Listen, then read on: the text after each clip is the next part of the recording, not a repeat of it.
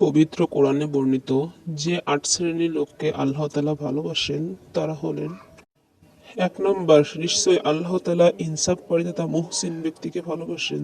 সূরা বাকারা ১৯৫ নম্বর আয়াত। ২ নম্বর, নিশ্চয়ই আল্লাহ তাআলা মুত্তাকী ব্যক্তিকে ভালোবাসেন। সূরা তাওবা ৪ নং আয়াত। ৩ নম্বর, নিশ্চয়ই আল্লাহ তাআলা ইনসাফকারীদের ভালোবাসেন। সূরা হুজরাত ৯ নং আয়াত। ৪ নম্বর, নিশ্চয় আল্লাহ তাআলা তাওয়াব তথা বেশি বেশি তাওবাকারীকে ভালোবাসেন। সূরা বাকারা ২২২ নম্বর আয়াত।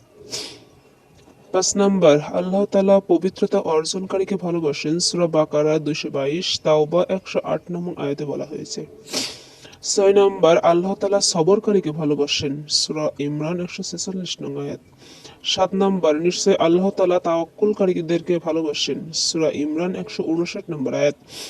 ৮ নম্বর, নিশ্চয় আল্লাহ তাআলা তাদের ভালোবাসেন যারা আল্লাহর পথে সারিবদ্ধভাবে লড়াই করে। আল্লাহ তাআলা আমাদেরকে তার ভালোবাসা অর্জন করার তৌফিক দান করুন। আমিন। Thanks for watching.